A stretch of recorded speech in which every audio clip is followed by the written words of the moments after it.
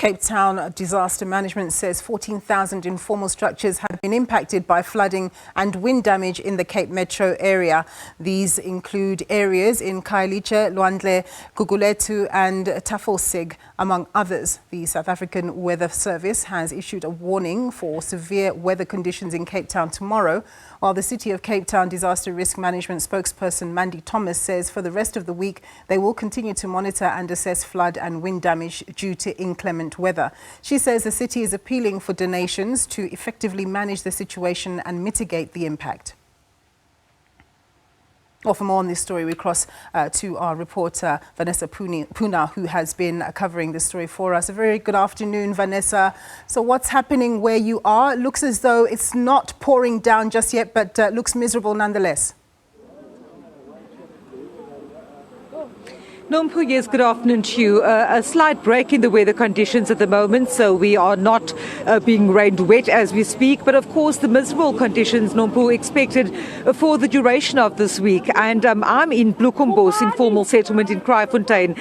Just behind me, there is a home that is flooded with people trying their level best to scoop out water with buckets and any other utensils they can use.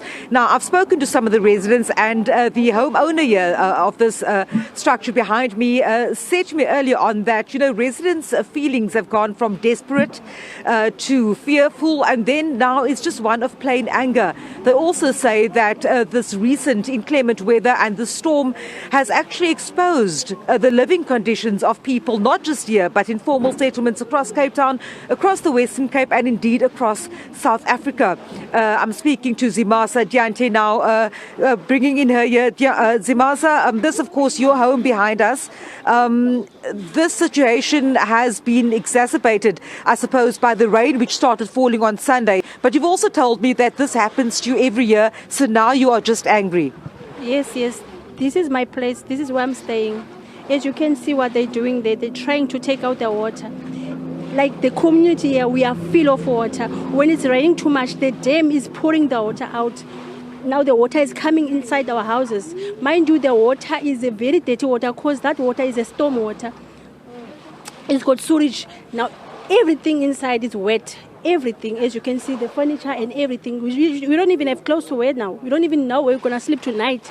But we don't get help. I also see that there are a number of children around, some of the people telling us that they have huge concerns about the health risks for children, and also the fact that many kids could not go to school. Schools reopening yesterday because, all their belongings are wet and children just can't get to school. Is that your concern as well? Yes, my child is also here. They didn't go to school as from yesterday. I think the whole week they're not going to go to school because how can they go to school where the clothes are wet? And mind you, they're starting to get rashes on their faces because the water is dirty. We are living in a dirty place. As if we're not voters, as if we don't belong nowhere.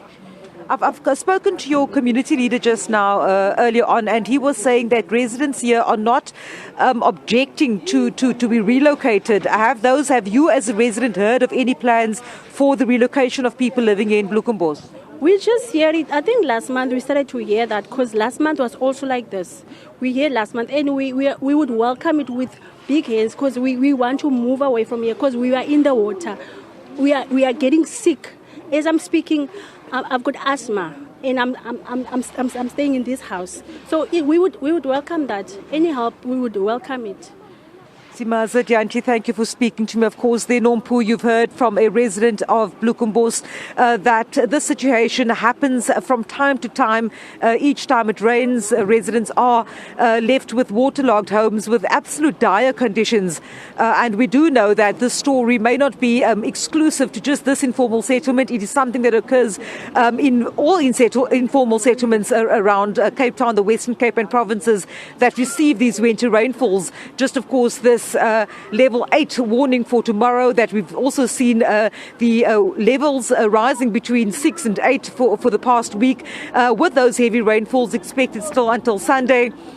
residents here are now just at the point where they're feeling extremely vulnerable. And of course, we know that the officials will be giving an update in an hour or so with regards to the kind of response they've had to the various incidents of electricity outages as well as infrastructure damage, towns being cut off in the Western Cape.